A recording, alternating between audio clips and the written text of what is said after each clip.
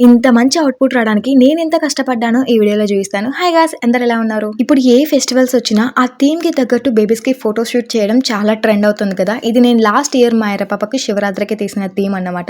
So, చాలా న్యాచురల్‌గా ఇంట్లోనే చేసుకోవచ్చు. ఎలా చేయాలో ఈ వీడియోలో చూపిస్తాను. అంతకంటే ముందు ప్లీజ్ వీడియో నచ్చితే కొంచెం సబ్స్క్రైబ్ చేసుకోండి. ఫస్ట్ ఒక చార్ట్ గాని A4 షీట్ పేపర్ తీసుకొని అందులో శివుడికి 3 నామాలు ఉంటాయి కదా! సో, వాటినైతే నేను డ్రా చేసుకున్నాను. మిడిల్‌లో కుంకుమ పెడతాం కదా! సో, దాన్నేది కూడా నేను ఇలా రెడ్ కలర్ ఒక పెయింట్‌తో తీసుకొని డ్రా చేసేసాను.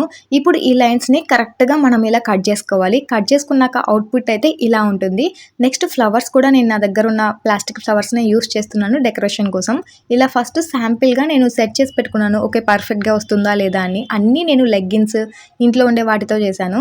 సో, మా పిల్లలిద్దరిని అయితే ఫ్రెష్ అయ్యి అక్కడ కూర్చోబెట్టాను. సో, ఇప్పుడు వాళ్ళకు జుట్టు ఆరే లోపల మనం డెకరేషన్ అంతా చేసేసుకుందాం. ఏ ఫోటోషూట్ కైనా కావాల్సింది ఫస్ట్ బ్యాక్గ్రౌండ్, అదైతే వైట్ కలర్ క్లాత్ పెట్టేసి అలా పక్కన పెట్టేశాను. నెక్స్ట్ ఇక్కడ శివలింగాన్ని అరేంజ్ చేసుకుంటున్నాను. ఐరన్ చూసుకుంటే నేను ఎలా అరేంజ్ చేశానో కూడా చెప్పలేదు కదా. కింద బేస్ లో వచ్చేసి డీస్ అరేంజ్ చేశాను. అండ్ మిడిల్ లో ఉంటుంది కదా, దానికి దోస పెనం యూస్ చేశాను. పైన లింగానికి నేను ఒక గిన్నె యూస్ చేశాను. సో, వాటన్నిటికీ ఇలా లెగ్గిన్ పెట్టేసి ఇందాక మనం స్టిచ్ చేసుకున్నాం కదా ఒక 3 నామాలు, ఆ నామాలను అక్కడ స్టిచ్ చేశాను. నెక్స్ట్ బ్యాక్గ్రౌండ్ శివుడికి అంతా ఫ్లవర్‌తో డెకరేషన్ చేశాను. ఫైనల్‌గా మా ఐరా పాప కూడా రెడీ అయిపోయింది. ట్రెడిషనల్‌గా ఉంటే బాగుంటుందని ఇలా జడగంటలు కూడా పెట్టేశాను.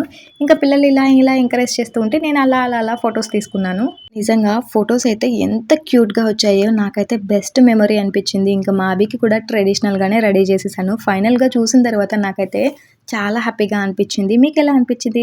ఫోటోషూట్ చేసేటప్పుడు ఎంత హ్యాపీగా ఉంటుందో అదంతా అయిపోయాక క్లీన్ చేసేప్పుడు కూడా అంతే టఫ్‌గా అనిపిస్తది. అలా ఫోటోషూట్ అయిపోయిందో లేదో ఇలా అన్ని పీకి పక్కన పడేసింది. ఇంకా జడ కుచ్చులైతే దాని పరిస్థితి చూస్తే పాపం అనిపిస్తుంది. తీసి ఓ పక్కన పడేసింది. ఇప్పుడు మనం ఇదంతా క్లీన్ చేసుకోవాలి. దట్టు పిల్లల్ని పట్టుకొని కొంచెం కష్టమే, బట్ ట్రై చేయాలి. ఇంత మంచి అవుట్పుట్ వచ్చాక ఈ మాత్రం కష్టపడకపోతే ఎలాగా?